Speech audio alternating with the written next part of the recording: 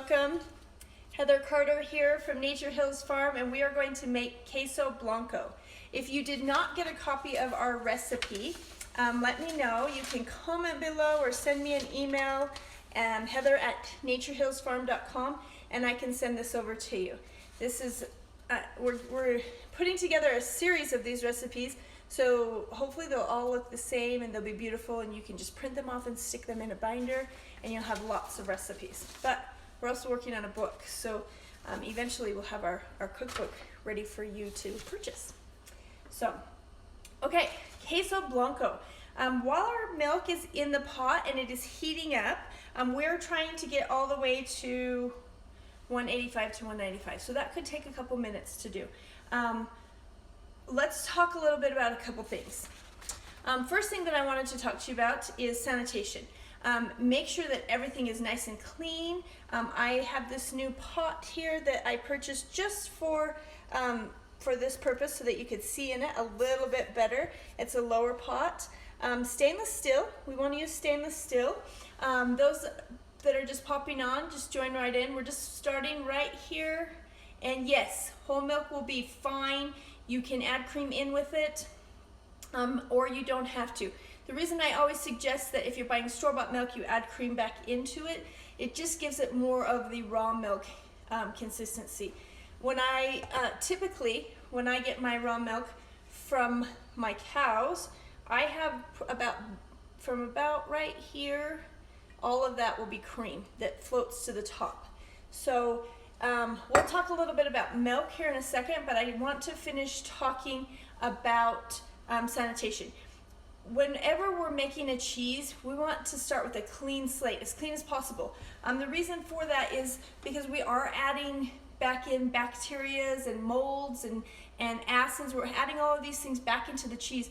We just want to make sure clean as possible. So I use stainless steel whenever I can, or glass. Like this is my vinegar ready to go.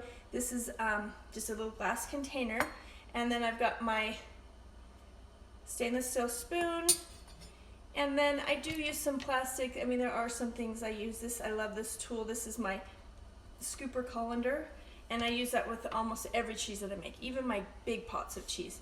And then today I've got a couple of ricotta molds. I'm actually going to use the ricotta mold instead of the cheesecloth today, and I'm going to show you that because last week we made, or 2 weeks ago we made ricotta, but I actually drained it in a cheesecloth, and this week we're making Queso Blanco, and I'm using a ricotta mold. So they're interchangeable. You could do either way. So any other questions before we get going here? I know we've got a lot of people still popping on here. Okay, so milk is heating up to 195. We just talked about how to be really clean when we start. Milk is the second thing that I want to talk about. It is important that you have a good quality milk.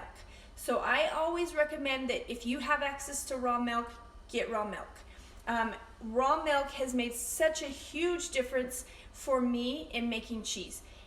When I first began making cheese, I did use store-bought milk, and I had success, but it wasn't great. So I switched to raw milk. We bought a cow, started milking, and it has changed the way that I make cheese. It's changed it. So if you can get raw milk, use raw milk. If you don't have access to raw milk, you can go ahead and add some calcium chloride back into your milk. That will help it to form a better curd. And I don't have that on this recipe, but it's typically right around a teaspoon to a teaspoon and a half per gallon of milk. So whatever you're working with, if you are using store-bought milk, add a teaspoon to a teaspoon and a half of calcium chloride back in. Another tip, and someone asked this earlier, that I give people is buy an extra pint or a quart. I would suggest a pint per gallon of whipping cream and pour that back in just to give it more of a creamy. You'll get a better yield, you'll get more cheese out of it, and it'll have a better texture. So, okay, we're heating up here. We're about 125.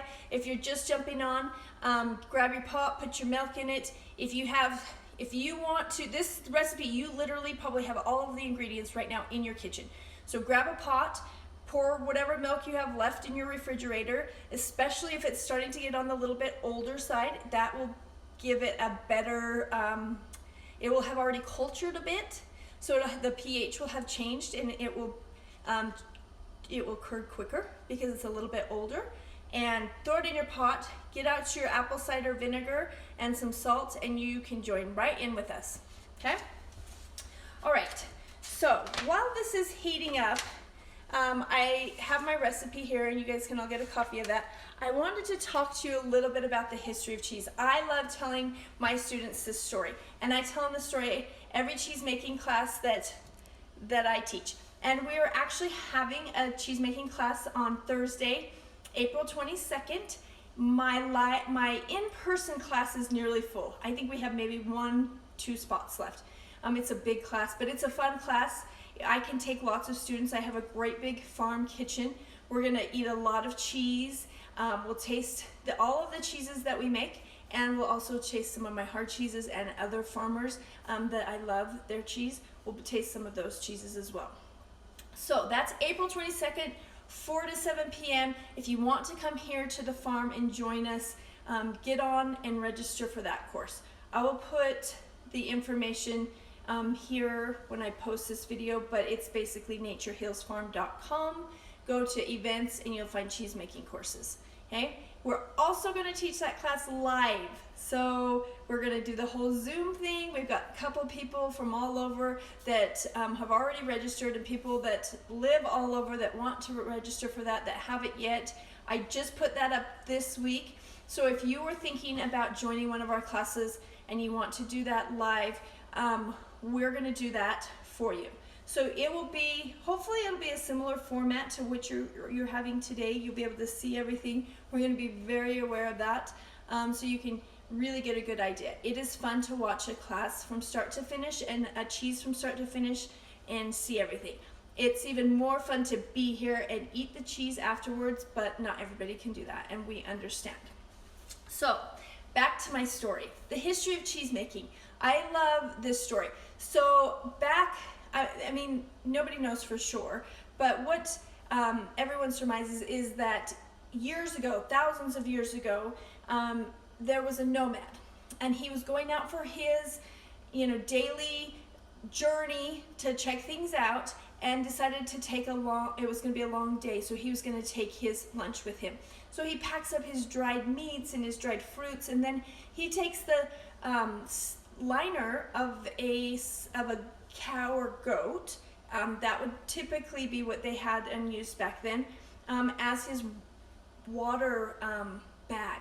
So instead of putting water in his bag, though, he put the milk from the morning's milking into his bag to take on his long journey. And as the day went by and he's riding along and things are being jostled and it's getting warmer, he decides to sit down for lunch and gets out all of his, dried fruits and breads to eat, and goes to drink his milk, which is no longer milk because it has curdled. And he is delighted to find that he can eat the curds and he can also drink the sweet whey. And that is where we believe that cheese started, as curds and whey, and more of a sour milk versus what we know today as cheese. From that point, somebody figured out that if you take that cheese and you press it and you salt it and you stick it in a cave and you age it and you do different bacterias and different acids and all of these things, that you get all of these thousands of different cheeses that we have today.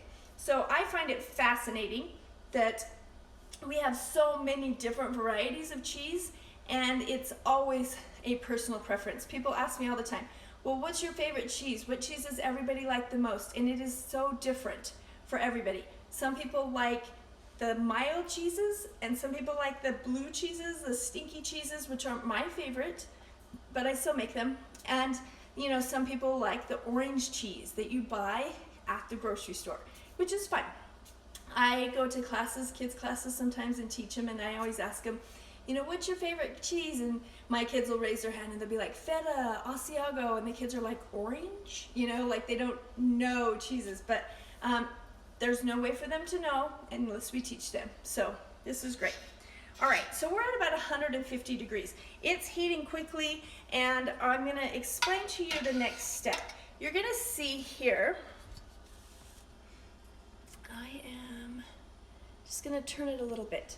We're starting to get a tiny film of like it's skim on the top. So I'm just gonna stir that, but that means typically when you see that, I mean, that's getting pretty close to boiling, right? We're not quite there. We're at about 150, but we don't really want that skim on there, so we're just gonna kind of stir it in, okay? All right, our next step is going to be adding vinegar. Now, I chose to add apple cider vinegar. I like the taste of apple cider vinegar. I like that I can get an organic apple cider vinegar for this. I mean, I have organic milk, and then I add an organic apple cider vinegar, so I'm basically having my organic cheese, right? And also, I got some kosher salt. So I had somebody send me a message this week and was making cheese, and they asked me, when do I put the salt in? They were doing the ricotta recipe, and I hadn't explained that very well in the last video. So I'm gonna explain that here today. I think the way that we're gonna do it, because we are gonna put it into a ricotta mold, we're just gonna scoop a little bit of the curds in here, sprinkle a little cheese, scoop a little bit more, sprinkle a little cheese, scoop a little bit more. And then because we're putting it in this mold, it's going to get nice and, it's gonna compact, and we're gonna have a nice cheese that we can cut. So later tonight, my plan for this cheese is I'm gonna cut it up into cubes, and then I'm gonna saute some onions and garlic and peppers, bell peppers, like red, orange, and yellow. I'm gonna do all of them for a nice color, and I'm gonna saute those up, season them, and then I'm gonna add the chunks of Queso Blanco and just kind of let that absorb all of the flavors. Now, queso will not melt. This is a white cheese. It is a firm cheese, but it will take on all of the flavor of whatever you cook it with. So my plan is I'm gonna heat up some black beans as well, and I'm gonna make like a little taco with that. And I'm gonna go really light tonight because we had a pretty heavy meal yesterday. We went out to eat for my son's birthday, and so I'm feeling like we should do something really light tonight. So a lot of veggies, little chunks of queso cheese, put it in a tortilla, and then you can just top it with whatever. I mean, your cilantro, maybe a creamy cilantro lime dressing. That's one of my favorites. But I'll show you that later tonight when I am preparing dinner. I'll try not to forget to show you that. But that's my plan. So that's why we're using the ricotta mold. This will make it nice and compact, and I will be able to cut it easily. So if you're going to store this cheese, you can store it in the fridge for 2 weeks. You could cut it into slices and store it that way. If you wanted to store it in the freezer, you could do that as well. I often freeze Queso Blanco, even for our customers that want it. I sell it to them frozen most of the time because it does really well in the freezer.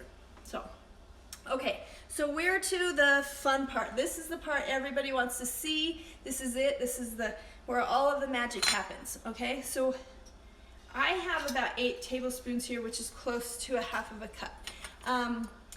Well, it is a half a cup, but I might be a little bit over. You can see that skim here. I'm gonna turn the camera really close down here so you can watch this happen. Okay, I'm just gonna add the vinegar a little bit at a time, and I'm gonna stir it in. Okay, no change yet, but it'll happen, and it'll happen quick. Right now we're still just seeing milk. Now this is super fresh milk, so I do think it's gonna take all of my apple cider because it is so fresh. Milk that's a little bit older, it should turn quicker. Okay. Okay, so it's starting to change. We're starting to see a little bit of curd here. You can see this curd. And as it continues to heat for just a couple minutes, you're gonna start to see a really big separation. Turn that here, I feel like it's kind of shadowy here. Okay, can you see that curd separating? We're starting to see a really good separation here. Now, I like the whey to be yellow. So if I don't have enough curd, I have 2 options. One option is that I can let it heat up some more. The other option is I can add a little bit more vinegar. I'm gonna do both. It's gonna heat while I get more vinegar.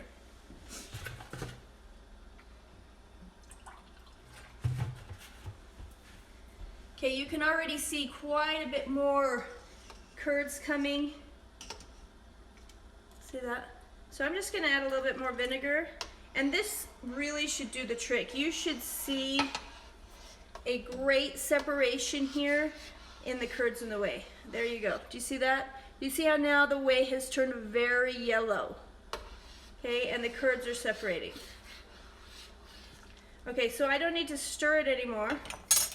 I can turn off the heat and I can just let it settle. That's it. That's how easy it is. I mean, and you literally can do this with the milk that you didn't drink this last week. You know, even if it's just like a half a gallon.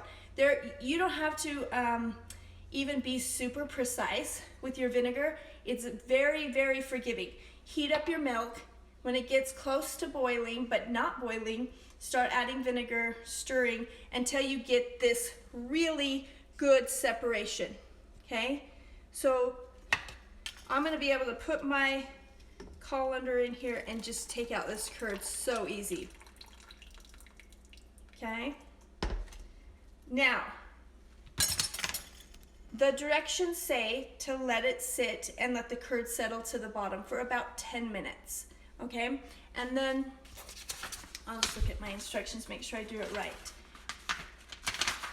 So once it's settled, then we can start taking off the whey or taking the curds out. And you could either put it in a cheesecloth or in the ricotta mold. I want to show you how to do it in the ricotta mold.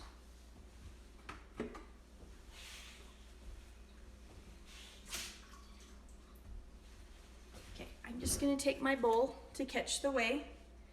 And remember, it's kind of hot, so holding the mold, you're going to get some hot curds on you if you don't have something to collect the whey. Okay. I'm just going to scoop these out.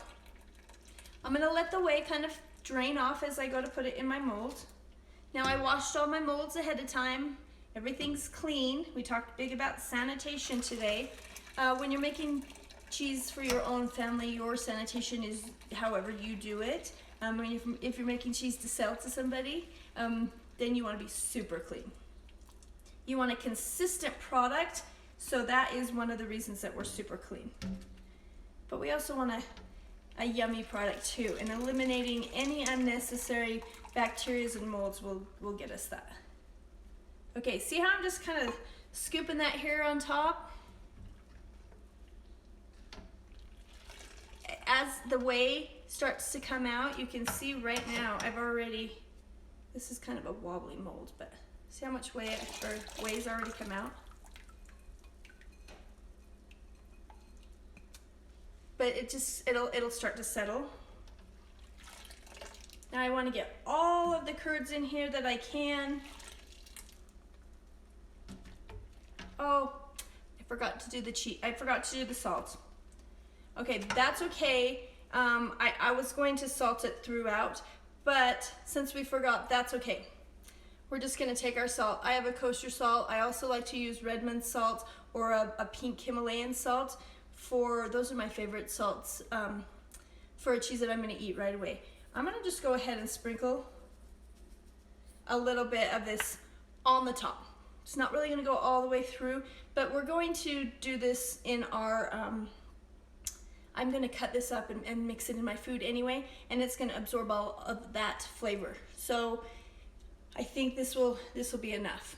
You can also salt it after you cut it, okay? So now we're just gonna let this cheese, get all this curd in here, any more curd, we're gonna put it in here. We're gonna just let this sit, okay? And I'm going to show you the cheese that I made right before class, maybe like a half an hour before class, because I wanted you to see it after it settled a bit. Okay, so here is the ricotta that has settled a bit. Now I did sprinkle some salt on the top, and it's still a little bit on the top, but this has turned into a very firm cheese. So what I want to do right now, I'm going to show you here on my little cutting board.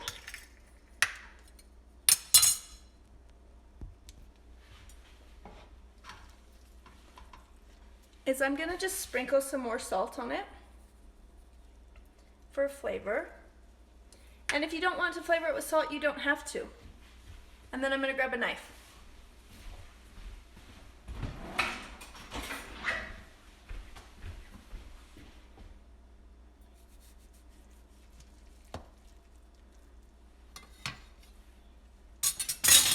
And I just want to show you, it's a firm cheese. I mean, you can, look how pretty it is though. I mean, you could display this. You could put this on a cheese plate.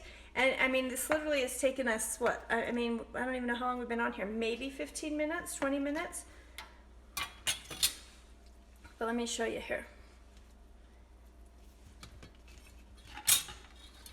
Look how pretty that is.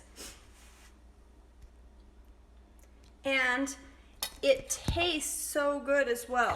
I mean, it's gonna have a little bit of a vinegary flavor. I mean, not, and that's probably not even an accurate way to describe it. It's so creamy, it's so mild. The salt flavors it a lot. It's just really tasty. It's gonna be really good, I think, tonight in our kind of vegetarian tacos. And I'll show you that later. But this was super easy. If you have questions, ask them now. I'm gonna store this in my fridge, get it cooled off. And then the way I'm going to dispose of to my animals, you can keep it. You can use it for bread. You can use it for soups. You can put it in your smoothies. You can drink it. Lots of uses, and it has a lot of proteins and stuff left in it. So, thank you so much. I'm so happy you joined me today. We are going to be doing another cheese next week. Haven't decided what that is yet, but I think we're gonna have a guest with us next week, so that might be fun, and I'll keep you posted on that. You guys are awesome.